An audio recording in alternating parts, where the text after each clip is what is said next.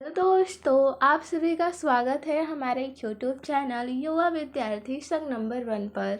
हम लोग पढ़ने वाले हैं आज के इस वीडियो में कक्षा 6 का हिंदी अक्षरा यूपी बोर्ड का पाठ 14। इस पाठ का नाम है लोकगीत। इस पाठ में जितने भी प्रश्न हैं हम उन प्रश्नों का उत्तर करने वाले हैं। तो आइए देखते हैं प्रश्नों को। प्रश्न है कुछ करने को से।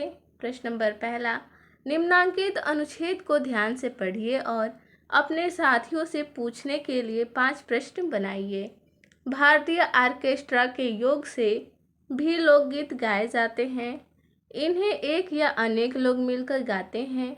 अधिकतर एक लड़का और लड़की एक दूसरे के जवाब के रूप में या एक साथ मिलकर भी इन्हें गाते हैं। इस प्रकार के गीत वस्तुतः पश्चिम और नए भारत के मिले जुले प्रयास हैं।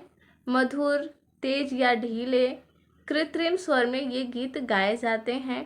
यद्यपि ये शास्त्र की दृष्टि से नगण्य हैं, तथापि अब काफ़ी लोकप्रिय हो गए हैं। ये देशी विदेशी और अशास्त्रीय गवारू गानों के बिगड़े रूप हैं। तो इसका उत्तर हो जाएगा। पहला प्रश्न है इन्हें कितने लोग गाते हैं। दूसरा, अधिकतर या कितने लोग द्वारा गाया जाता है। तीसरा प्रश्न बनेगा ये गीत किस स्वर में गाए जाते हैं। चौथा होगा इनका शास्त्र की दृष्टि से क्या महत्व है। पांचवा होगा ये किसके बिगड़े रूप हैं।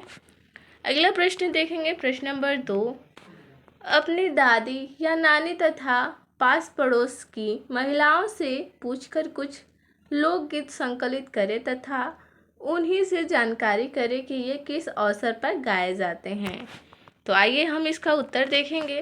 तो इस प्रश्न का उत्तर होगा मैंने अपनी दादी या नानी तथा पास पड़ोस की महिलाओं से पूछकर कुछ लोकगीतों की जानकारी प्राप्त की। ये लोकगीत विभिन्न अवसरों पर गाए जाते हैं। पहला है शोहर बच्चे के जन्म के अवसर पर गाया जाता है। दूसरा है बन्ना बन्नी, ये विवाह के अवसर पर गाया जाता है। तीसरा है सेहरा, दूल्हे के विवाह के समय गाया जाता है। चौथा है कजरी, सावन और वर्षा ऋतु में गाया जाता है। चैत्र मास में गाया जाता है।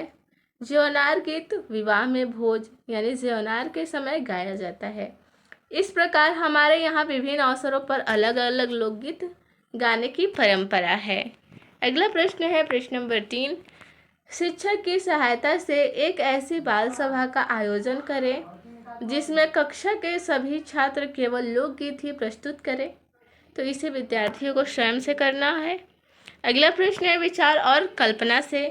प्रश्न नंबर पहला, लोकगीतों में लोगों की दिलचस्पी कम होने से हमें क्या क्षति हो सकती है। इन्हें बढ़ावा देने के लिए हमें क्या करना चाहिए।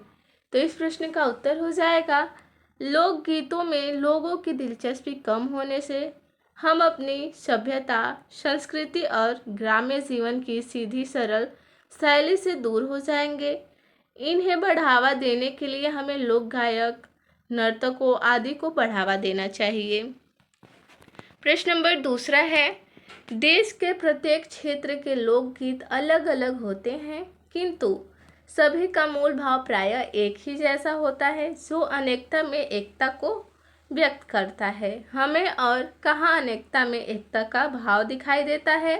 तो इस प्रश्न का उत्तर होगा पर्व, त्यौहार, विवाह, जन्म अवसर, सुख दुख में साथ निभाना, मिलजुल कर रहना आदि घटक देश की अनेकता में एकता व्यक्त करते हैं।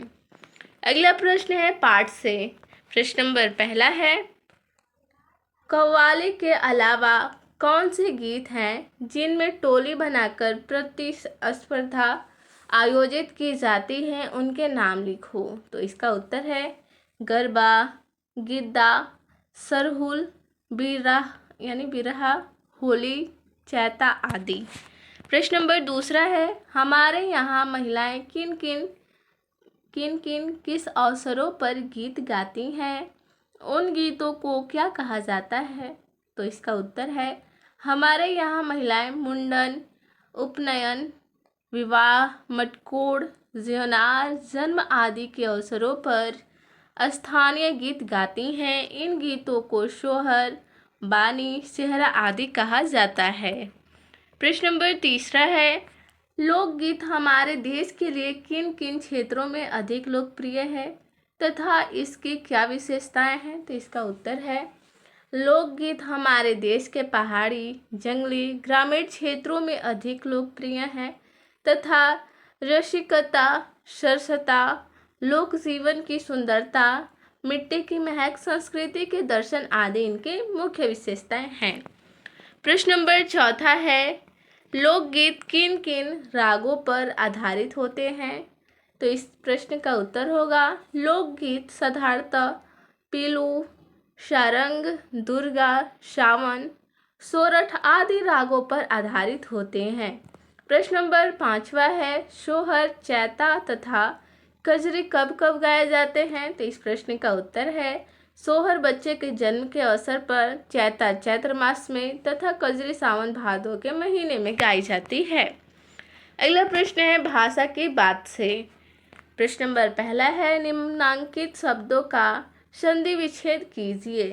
तो आइए हम इसका उत्तर देखेंगे। तो दिया है शब्द यहाँ पर पुनरावृत्ति, तो इसे हमें संधि विच्छेद के रूप में लिखना है।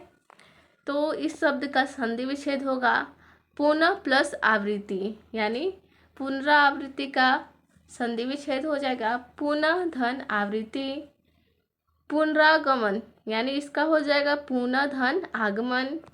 पुनर्जन्म तो इसका हो जाएगा पुनः धन जन्म। पुनर्बोध तो इसका हो जाएगा संधि विच्छेद पुनः धन बोध। पुनरुक्त तो इसका अर्थ यानी संधि विच्छेद हो जाएगा पुनः धन उक्ति, पुनरुक्ति। प्रश्न नंबर 2 है, निम्नांकित शब्दों में एक प्रत्यय लगाकर शब्द बनाइए। यानी एक प्रत्यय जोड़कर हमें शब्द बनाना है। तो सप्ताह धन एक, तो इसका अर्थ हो जाएगा साप्ताहिक। धर्म प्लस एक धार्मिक। वर्ष धन एक वार्षिक। मर्म धन एक मार्मिक। समाज धन एक सामाजिक। तो इस पाठ में बस इतने ही प्रश्न थे। मिलते हैं अगले वीडियो में। धन्यवाद।